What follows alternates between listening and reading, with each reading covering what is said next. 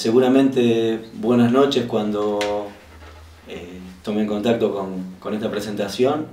En principio, agradecer infinitamente al Instituto Superior de Formación Docente 803 primero por generar estas primeras jornadas de investigación y reflexión interna, en segunda instancia por invitar a la Tecnicatura Superior en Rescate y Seguridad. Seguramente mis compañeros un rato antes o un rato después han hecho presentación de uno de los trabajos producidos en ese contexto, y en lo personal el agradecimiento de este lugarcito para poder contar algunas cosas que uno piensa, algunas cosas que uno produce, siempre con la cuestión clara de que estas situaciones se generan con otros, en el intercambio, en el trabajo cotidiano.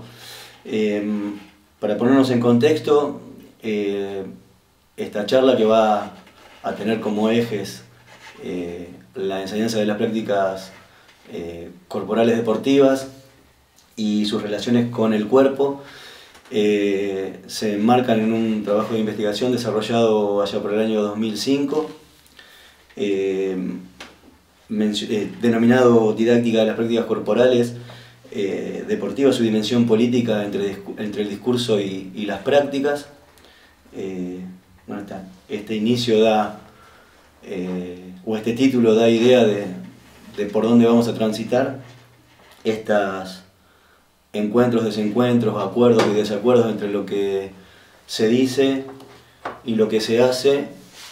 Y para complicar un poco más las cosas, los desacuerdos entre lo que decimos, los distintos actores sociales, desde la institución escuela, desde otras instituciones que se dedican a la enseñanza del deporte, de otros niveles del sistema educativo, cruces entre los diseños curriculares y aquellos que uno puede ver en las aulas de educación física, que son los patios y los gimnasios, y con la esperanza de que este tipo de reflexiones también derramen en las prácticas que suceden en las otras aulas, en las aulas más tradicionales, en las aulas del pizarrón y la tiza, hoy en día del cañón de proyección también. Vamos a iniciar por algunos conceptos que son centrales a la hora de empezar a generar la discusión que nos ocupa, ¿no? Reconocíamos como parte de la presentación la idea de discurso y de práctica, y me parece que es determinante poder referirnos o sea, dejar en claro a qué nos estamos refiriendo cuando hablamos de estas cuestiones. Digamos que voy a comenzar con una frase que es habitual en aquellos que trabajamos en la educación física o en la enseñanza deportiva. El deporte saca a los chicos de la calle, los aleja de la droga, el deporte es salud.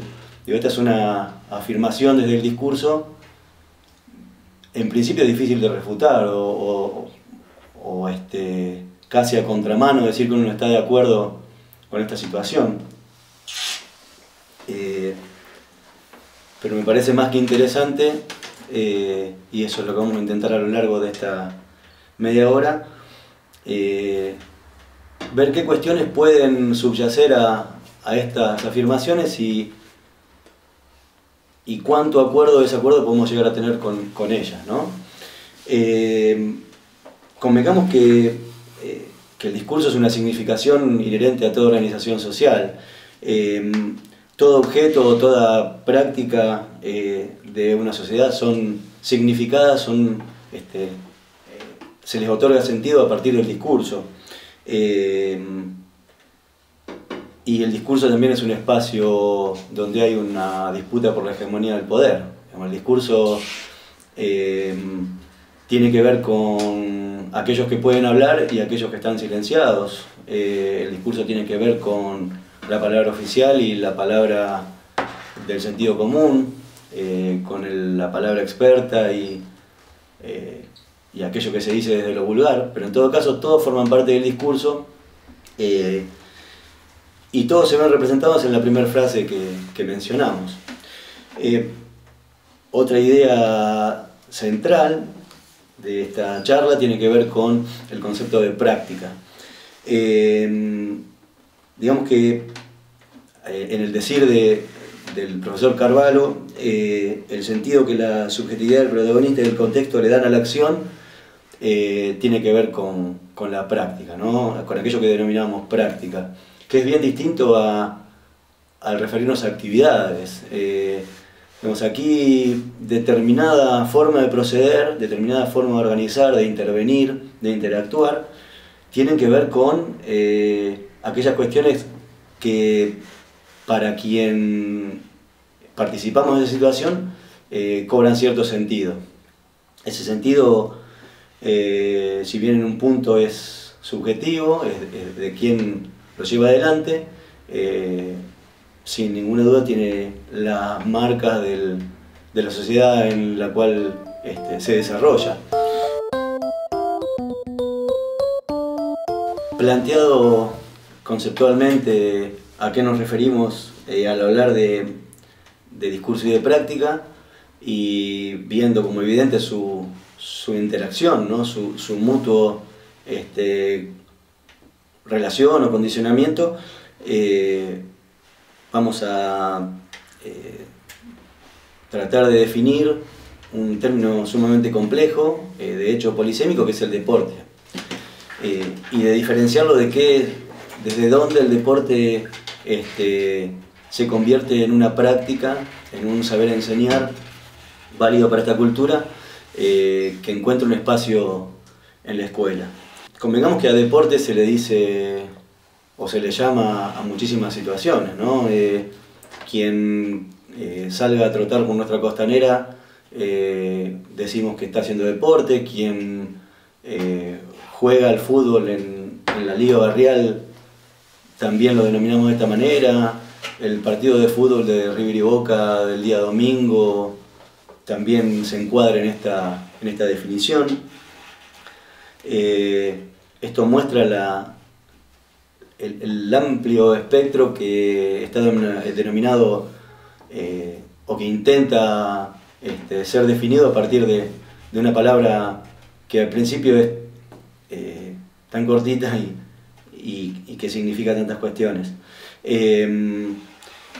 Yo podría sumarle a esto, a estas ideas que ya hemos mencionado, como la del deporte como actividad física, el deporte como actividad relacionada al espectáculo o al mundo de la producción o a la profesión, o el deporte por el simple hecho de jugar, las funciones que se le atribuyen al deporte y a la actividad física. Hay una autora uruguaya, Marrero, que habla de funciones manifiestas y latentes, ¿no? Estas funciones asignadas a la actividad física en general y al deporte en particular tienen que ver, por ejemplo, con parte de la primera frase, la frase que inaugura esta charla, que es aquellos aspectos relacionados a la salud, ¿no? Por ejemplo, el deporte como movimiento, el deporte como cuestión anatómica y funcional, el deporte como movilizador del organismo, pero hay otras funciones asignadas y subyacentes y no siempre tan claras, como por ejemplo la función que cumplió el deporte a inicios de la creación de la República en la Argentina, su función higienista, moralista, la necesidad de que a partir de la educación física y el deporte la población no enferme básicamente, adquiera hábitos de conducta. En este sentido, la función de control social es evidente, y si uno plantea estas cuestiones, no siempre el deporte aparece como algo tan puro y tan rozando en lo ingenuo como se pretende, ¿no? O que empieza y termina solamente en el acto de moverse y correr detrás de una pelota. Hay algunos rasgos que lo distinguen como práctica, ¿no? Como configuración de movimiento. su carácter agonístico, su carácter competitivo, su carácter simbólico, esta idea de lucha y juego, donde hay reglas a respetar, que van desde reglas fijas e inamovibles en el caso del deporte institucionalizado, y reglas adaptadas, que partan de la discusión, del acuerdo, del consenso, como podría ser el objetivo del deporte o de las prácticas corporales deportivas en el ámbito de la escuela. En todo caso, y ahora sí haciendo énfasis en esta cuestión relacionada a las prácticas corporales en la escuela o en el ámbito educativo, decíamos ya en algún momento de la presentación que el deporte como configuración del movimiento, como una manifestación importante para esta sociedad y para esta cultura, encuentra sentido de ser enseñada o de ser transmitida a partir de ese reconocimiento. Desde ese punto de vista, el deporte no solamente tiene que ver con cómo nos movemos y en aprender a movernos en de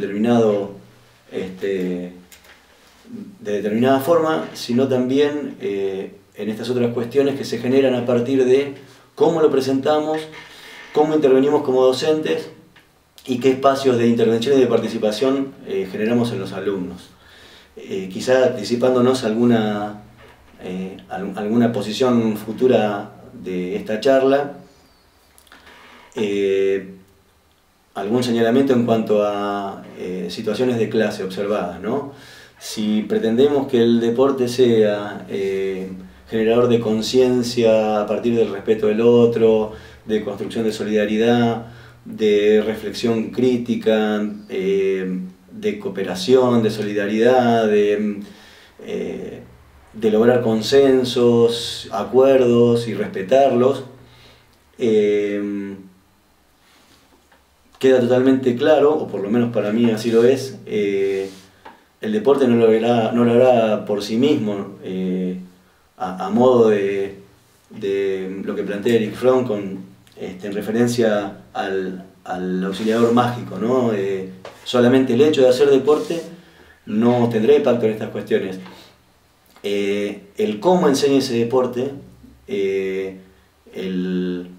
los momentos en los cuales los alumnos puedan interactuar, tengan la posibilidad de hacer y equivocarse, tengan los espacios necesarios para poder reflexionar sobre esos errores, donde se invite y se generen los espacio-tiempos necesarios para que el mismo alumno reconozca momentos en donde es importante revisar lo que estamos haciendo, no solamente desde los aspectos relacionados al juego, no solamente desde lo técnico y lo táctico, sino también desde lo relacional, y no solamente referido a cuestiones específicas del juego, sino también en cuanto a cómo nosotros nos sentimos como sujetos dentro de ese juego, el cuidado necesario que habría que tener para poder habilitar espacios para aquellos compañeros que no le están pasando bien dentro de jugar. Es habitual ver en las clases de educación física quienes por su destreza tienen mayores espacios de participación y quienes por su carencia quizá no lo tienen, y como digamos, la perspectiva debería ser apoyarnos en aquello que se puede enseñar, aquello que se enseña y no aquello que se trae como herencia. Muchas veces este espacio es casi despreciado o dejado de lado, y el invitar a revisar estas cosas tiene que ver también con educar, ¿no? Con ver quién tenemos al lado, con ver cómo hacemos para que ese juego sea un juego para todos, un juego de disfrute, un juego solidario, un juego cooperativo, como realmente dice el discurso de los diseños curriculares, y donde nosotros como docentes debemos agotar los esfuerzos y capacitarnos para que en las prácticas cotidianas esto pueda verse con claridad.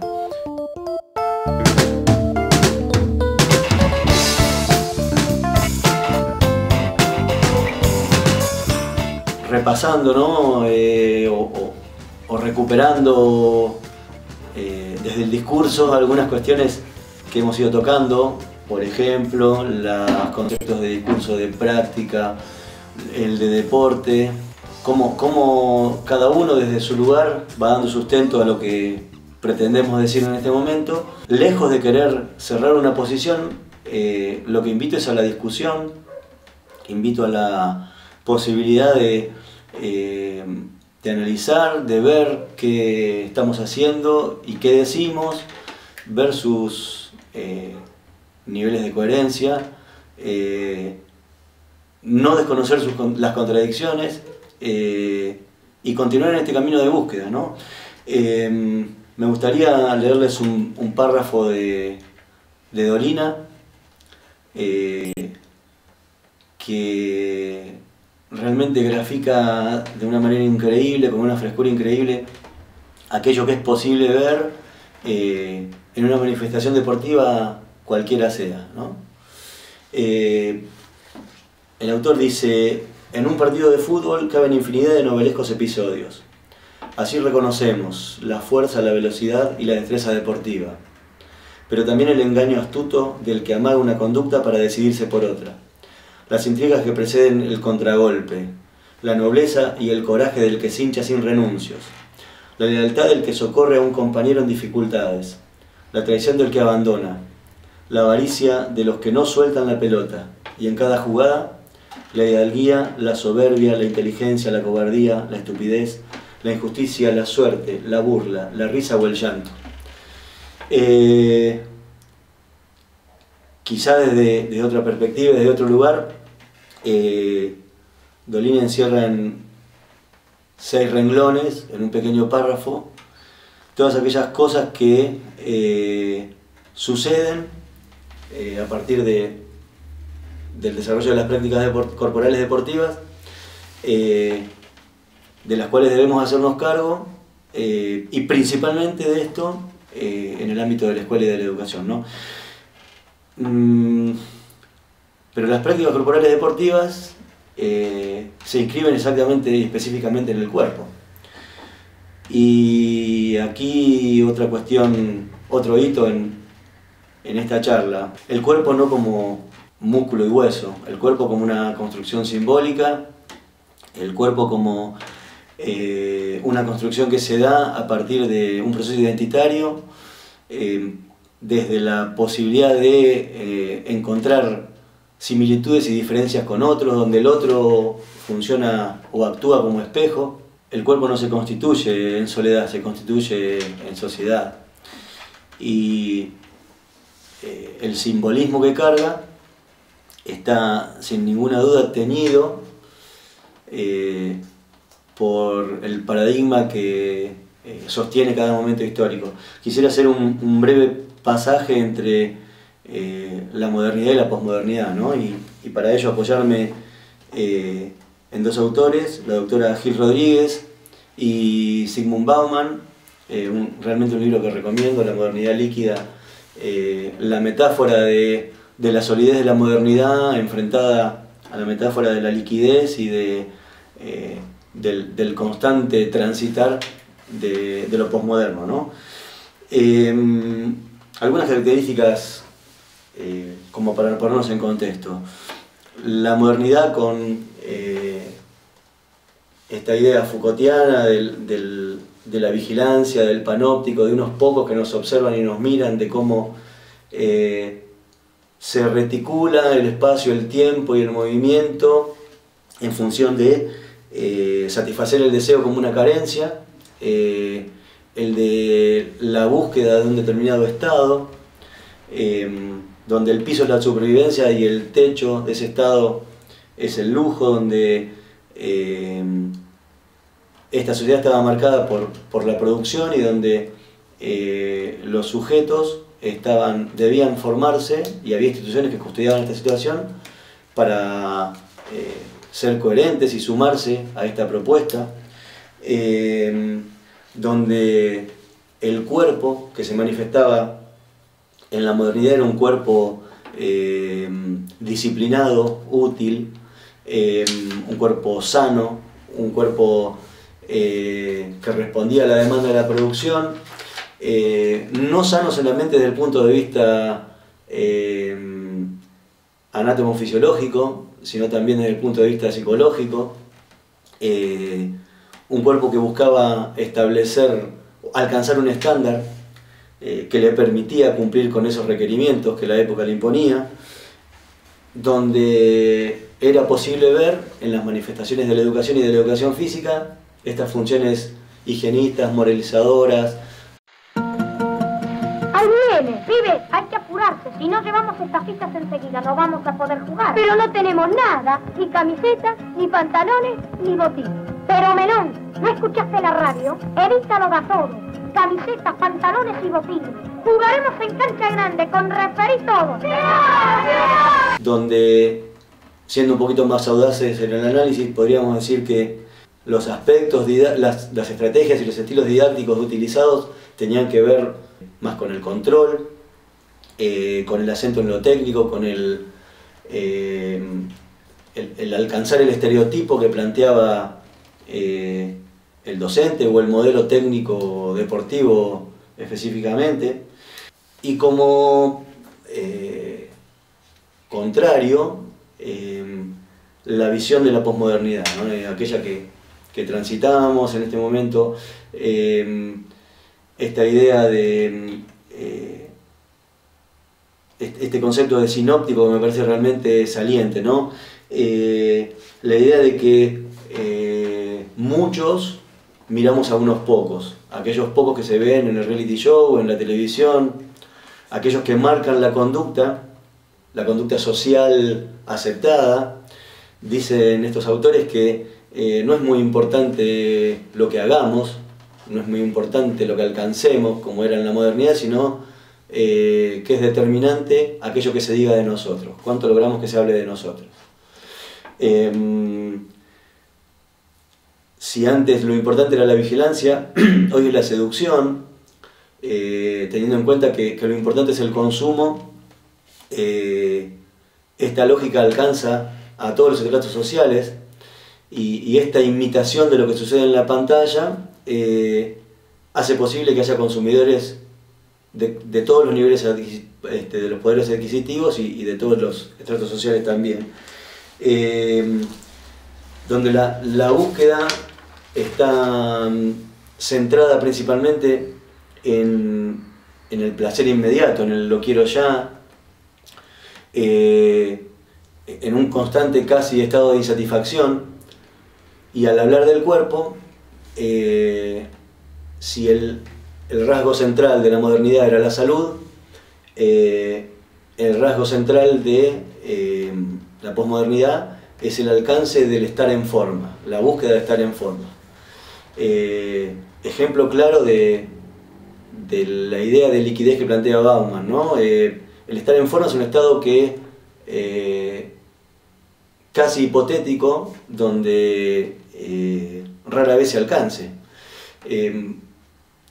porque siempre es posible de ser mejorado, desde la perspectiva del deportista del rendimiento o desde la perspectiva de aquel que hace actividad física o deporte por estética. Siempre podemos estar un poco mejor. Quizá este rasgo de autosuperación pueda ser también interpretado como un aspecto positivo a mencionar, pero hay que poner una alerta en cuanto a qué modelo de cuerpo se está presentando a la sociedad en general y a nuestros alumnos en particular, ¿no? Si el modelo de cuerpo es el modelo de la chica de la tapa de revista o del muchacho que se presenta en determinada situación, siempre exuberante de belleza, es importante ponernos a discutir hasta dónde estas cuestiones son posibles, hasta dónde esa búsqueda realmente suma y nos hace crecer, a riesgo de que alguien pueda considerar que estas conceptualizaciones están alejadas del cotidiano de la clase o del cotidiano de la escuela. y retomando la charla desde el principio y viendo qué sucede entre las prácticas y los discursos que la legitiman, quiero hacer un breve pasaje por aquello que el diseño curricular acordado por el Consejo Federal de Educación para la educación física, en acuerdo con los diseños curriculares provinciales de educación física, manifiestan para esta área del conocimiento. Dicen que básicamente la educación física recorre dos dimensiones.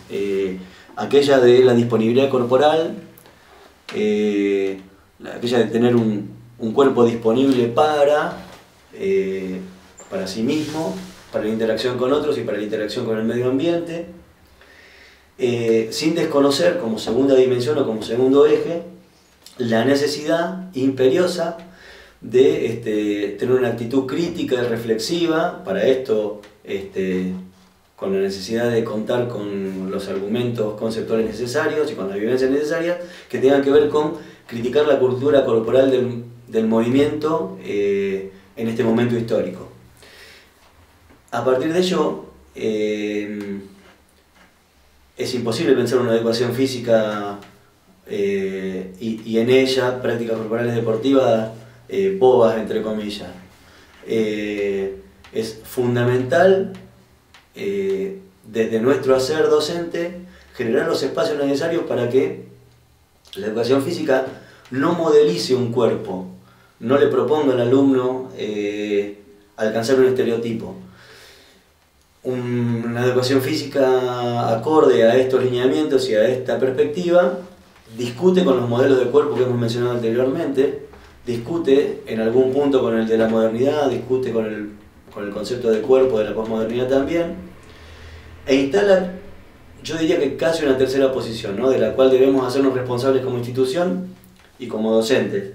Y como decía también al principio de la charla, invito a que este tipo de discusión, porque el cuerpo está presente no solamente en la clase de educación física, el cuerpo también está presente desde lo simbólico en el resto de las clases y en todas aquellas manifestaciones o aquellas prácticas escolares que no necesariamente tengan como eje el movimiento, pero que también merecen tener este tipo de reflexión. Una educación física que, decía, una escuela que proponga que desde el reconocer nuestra situación particular y nuestra relación con los demás, invite y acompañe y otorgue las herramientas en el caso de ser necesario para que cada uno construya su cuerpo. Desde una perspectiva casi personal, adhiero a esta posibilidad de la búsqueda de estar mejor, pero también invito y me obligo a pensar qué estoy diciendo cuando planteo estar mejor y cuál es el costo y cuál es el beneficio de esta mejora. En todo caso, esta idea de poder construir un cuerpo que tiene que ver con un espacio que se facilita desde la escuela y específicamente desde la educación física, donde el otro no aparece como el espejo donde tengo que copiar lo que voy a hacer, sino donde el otro me devuelve con su palabra, con sus gestos, con la forma de relacionarnos, cuestiones que tienen que ver con cómo me voy viendo yo a partir de la mirada del que está al lado y cómo a partir de ahí voy construyendo mi cuerpo. Para cerrar esta presentación y casi planteando un contrasentido, ¿no?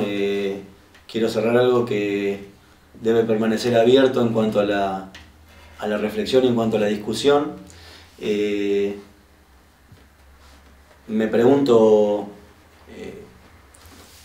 en qué lugar está el cuerpo, ¿no? Y qué es el cuerpo. Y aquí quiero transitar este último espacio entre conceptos y sensaciones para poder abrir mucho más todavía la discusión respecto a cómo las prácticas educativas, en este caso las prácticas corporales deportivas, pero cualquier otra también podría ser tenida en cuenta en esta línea de pensamiento, deben ser tenidas en cuenta en cuanto a la reflexión constante y los espacios de participación que generen los alumnos para invitarlos a formar parte de este mirarse y mirarnos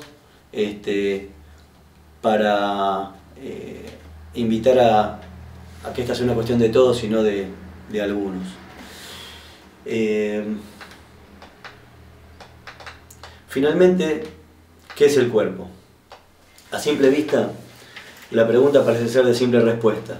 Una masa de huesos y músculos de formas diversas, más o menos ajustadas a los modelos que imperan en la época y que, por ende, nos hace más o menos bello, más o menos aceptados o más o menos. Pero si eso que es el cuerpo, si tenemos un cuerpo, ¿qué somos? Básicamente, ¿dónde estamos? En este momento la respuesta ya no es tan simple. Si un cuerpo nos aloja a modo de envase, ¿a dónde vamos a parar cuando ese envase ya no está? Ahora la respuesta se complica un poco más. La pregunta obligada, ¿y si yo fuera un cuerpo, más allá de los huesos y los músculos, un cuerpo que es posible construir a semejanza de quienes nos rodean, un cuerpo que se construye con otros o imitando a otros, semejante a los chicos de las tapas de las revistas, esos a los que tal vez nunca nos vamos a parecer y sin embargo tratamos afanosamente de imitar? Un cuerpo que tiene marcas sociales, como los tatuajes, marcas del tiempo, como las arrugas, marcas del amor, como la estela que dejan las caricias, marcas del dolor. Un cuerpo que nos identifica, que dice que soy yo y no otro. Un cuerpo disponible para algunas tareas y limitado para otras. Un cuerpo que tiene un nombre o es un hombre. Sea como sea, para cada uno de nosotros la discusión está planteada, está abierta. ¿Tengo un cuerpo o soy un cuerpo? Un cuerpo que se imagina antes de nacer, se recuerda después de morir. Si ese es el cuerpo, entonces, ¿tengo o soy un cuerpo? Pero no se agota el problema en los párrafos anteriores. El cuerpo ha sido objeto y blanco de poder, un cuerpo dócil, analizable y manipulable, sometido a métodos que tienen como modalidad, en términos de Michel Foucault, una coerción ininterrumpida, constante, que vela sobre los procesos de la actividad más que sobre su resultado, y se ejerce según una codificación que reticula con la mayor aproximación el tiempo, el espacio y los movimientos, permitiendo el control minucioso de sus operaciones, garantizando la sujeción constante de sus fuerzas e imponiendo una relación de docilidad-utilidad, métodos que se han dado en llamar disciplinas, como fórmulas generales de dominación. El cuerpo humano entra en un mecanismo de poder que lo explora, lo desarticula y lo recompone, una anatomía política que es una microfísica del poder, que define cómo se puede hacer presa del cuerpo de los demás, no simplemente para que ellos hagan lo que se desea, sino para que operen como se quiere, con las técnicas, según la rapidez y la eficacia que se determina. Cuerpos dóciles, controlables y controlados, útiles, al servicio del poder y de los poderosos, posible de vigilar y castigar. Ahora ya saben, estamos advertidos. Nada de lo que haga con el cuerpo es ingenuo, incluyendo el bendito deporte que sacan los chicos de la calle. Ni bueno ni malo, ni lindo ni feo, pero con la función que se le puede atribuir, y ese es nuestro momento, el espacio-tiempo donde, crítica y reflexivamente, podemos pensar y comprender qué haremos con esto que somos o que poseemos, el cuerpo.